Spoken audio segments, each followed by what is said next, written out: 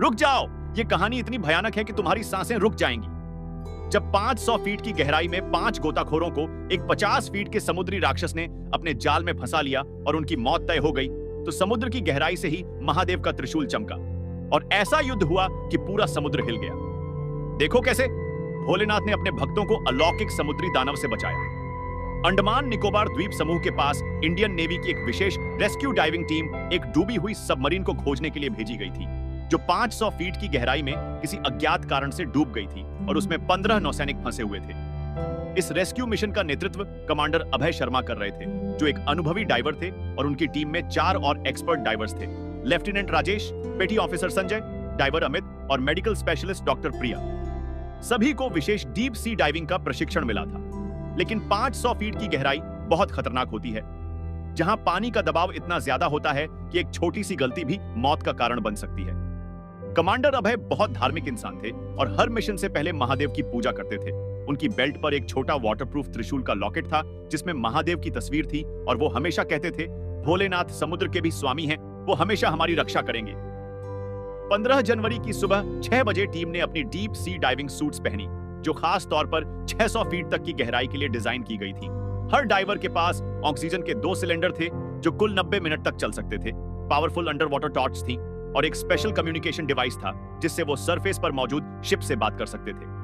Team ने एक दूसरे को सेफ्टी चेक किया और फिर समुद्र में कूद गए। धीरे धीरे वो नीचे उतरने लगे। 100 फीट, 200 फीट, 300 फीट।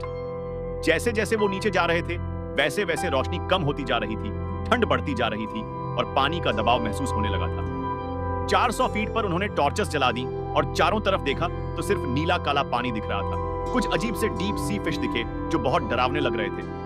आखिरकार 500 फीट पर समुद्र की तलहटी पर पहुंचकर उन्होंने वो सबमरीन देखी, जो एक बड़ी चट्टान से टकराकर तिरछी पड़ी हुई थी। उसका एक हिस्सा टूटा हुआ था और बाहर से देखने पर लग रहा था कि अंदर पानी भर गया है। कमांडर अभय ने सरफेस को सिग्नल भेजा, submarine located at 500 feet, checking for survivors. Team ने सबमरीन के पास जाकर दरवाजा खोलने की कोशिश की। तभी अचानक डॉक्टर प्रिया ने कुछ अजीब देखा। पानी में बहुत बड़े बड़े स्केल्स यानी छिलके तैर रहे थे, जो किसी बहुत विशाल मछली या समुद्री जीव के थे। उसने कमांडर को इशारा किया। कमांडर ने भी देखा और उन्हें थोड़ा अजीब लगा, लेकिन उन्होंने सोचा कि शायद कोई बड़ी व्हेल फिश होगी। सबमरीन का दरवाजा खोलने में 15 मिनट लग गए और जब खोला तो अंदर का दृश्य बहुत भयानक था। 15 में से सिर्फ 3 नौसैनिक जिंदा बचे थे और वो भी बेहोश हालत में थे। बाकी सभी की मौत हो चुकी थी।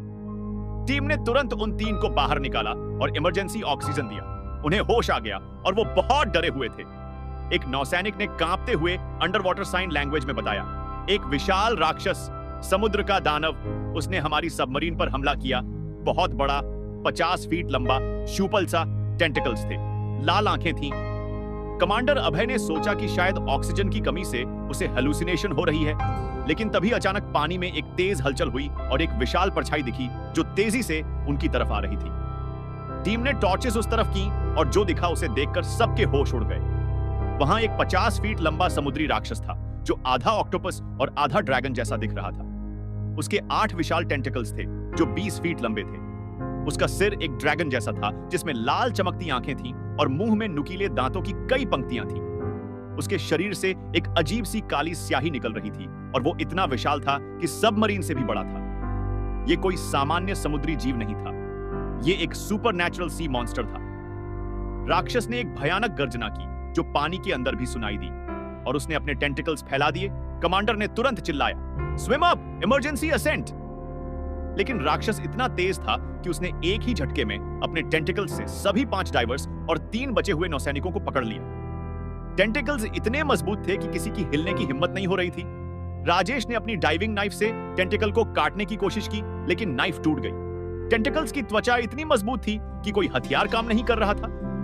राक्षस ने सबको अपने मुंह की तरफ खींचना शुरू किया।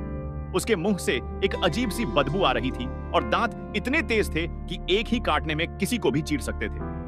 कमांडर अभय ने सरफेस को इमरजेंसी सिग्नल भेजने की कोशिश की, लेकिन कम्युनिकेशन डिवाइस काम नहीं कर रहा था, क्योंकि राक्षस जो काली स्याही छोड़ रहा था वो सारे सिग्नल्स को ब्लॉक कर रही थी। वो पूरी तरह फंस गए थे। 500 फीट की गहराई में एक सुपरनैचुरल मॉन्स्टर की पकड़ में कोई बचाव नहीं और ऑक्सीजन भी तेजी से खत्म हो रहा था। डॉक्टर प्रिया का ऑक्सीजन गेज रेड जोन में था। सिर्फ 5 मिनट बचे थे। संजय का मास्क टूट गया था और उसके मुंह में पानी जाने लगा था।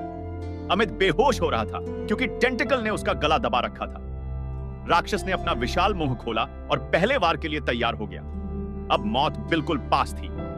कमांडर अभय ने अपने आखिरी सेकंड्स में अपनी बेल्ट पर लगे त्रिशूल के लॉकेट को पकड़ा और मन में जोर से पुकारा, हे महादेव, हे समुद्र के स्वामी, हे त्रिशूलधारी, हम आपके भक्त हैं, हम देश की सेवा कर रहे हैं, अब हमारी जान खतरे में है, प्लीज हमें बचाओ, ओम नमः शिवाय। और तभी अचानक एक अविश्वसनीय चमत्कार हुआ। कमांडर की बेल्ट पर लगा त्रिशूल का लॉकेट चमकने लगा और उससे एक तेज नीली रोशनी निकलने लगी, जो पानी के अंदर भी इतनी तेज थी कि पूरी जगह रोशन हो गई। राक्षस ने उस रोशनी को देखा और अचानक डर गया। उसने टेंटिकल्स ढीले कर दिए और पीछे हटने लगा। फिर समुद्र की तलहटी हिलने लगी और वहां से एक विशाल त्रिशूल निकला जो 30 फीट लंबा था और नीली बिजली की तरह चमक रहा था।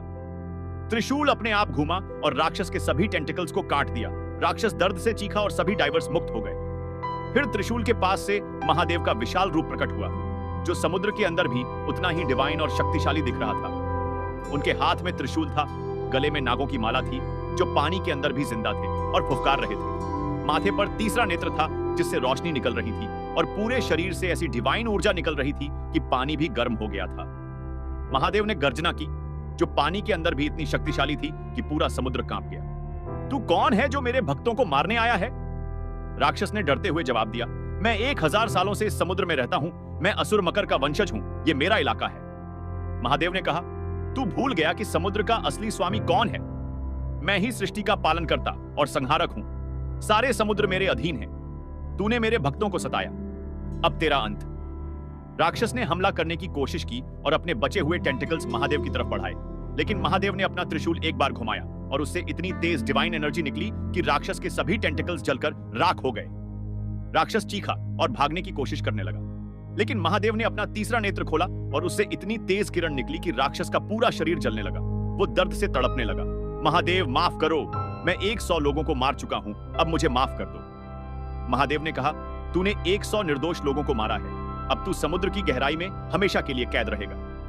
और महादेव ने त्रिशूल से समुद्र की तलहटी में एक गहरा गड्ढा बनाया और राक्षस को उसमें फेंक दिया। फिर एक विशाल पत्थर से उसे सील कर दिया ताकि वो कभी बाहर ना निकल सके। फिर महादेव ने डाइवर्स की तरफ देखा। सभी घायल थे और ऑक्सीजन खत्म हो रहा था। महादेव ने अपने हाथ से उनके घावों को छुआ और सभी घाव तुरंत भर गए। फिर महादेव ने अपने मुंह से डिवाइन ब्रेथ छोड़ी जो बबल्स की तरह थी और वो बबल्स सभी के मास्क में घुस गई। अचानक सबको सांस लेने में आसानी होने लगी, जैसे प्योर ऑक्सीजन मिल रही हो। महादेव ने कहा, तुम सब बहादुर हो, देश की सेवा कर रहे हो, मैं तुम्हारी रक्षा करूंगा। फिर महादेव ने अपना त्रिशूल नीचे की तरफ किया और उससे एक पावरफुल करंट बनी जो सभी डाइवर्स को सेफली ऊपर ले जाने लगी। नॉर्मली 500 फीट से ऊपर आने में 2 घंटे लगते हैं, लेकिन महादेव की डिवाइन शक्ति से वो सिर्फ 10 मिनट में सरफेस पर पहुंच गए और कोई डिकम्प्रेशन सिकनेस भी नहीं हुई। जब वो शिप पर चढ़े तो सभी को विश्वास नहीं हो रहा था कि क्या हुआ। शिप के कैप्टन ने कहा, हमने कम्युनिकेशन खो दिया था, हम सोच रहे थे कि आप सब खत्म हो गए। कमांडर अभय ने पूरी कहानी बताई और अपनी बेल्ट का त्रिशूल लॉकेट दिखाया जो अभी भी हल्का चमक रहा था। नेवी ने एक स्पेशल अंडर वाटर रोबोट भेजकर उस जगह को स्कैन किया और पाया कि वहां सच में एक विशाल पत्थर है जिसके नीचे कुछ सील्ड है और सबमरीन के पास त्रिशूल के निशान हैं। ये मिशन इंडियन नेवी के क्लासिफाइड रिकॉर्ड्स में है। कमांडर अभय को बहादुरी के लिए मेडल मिला, लेकिन असली बहादुरी तो महादेव ने दिखाई थी। आज कमांडर रिटायर्ड हो चुके हैं और एक समुद्र के किनारे छोटा सा शिव मंदिर चलाते हैं जहां सभी नेवी पर्सनल पूजा करने आते हैं। तो दोस्तों, ये थी समुद्री राक्षस से महादेव द्वारा बचाव की रोमांचक कहानी। लाइक करें, सब्सक्राइब करें, घंटी दबाएं और कमेंट में हर हर महादेव, ओम नमः शिवाय, जय समुद्र के स्वामी लिखें। शेयर करें ताकि सब जाने कि महादेव हर जगह हैं। जय महाकाल।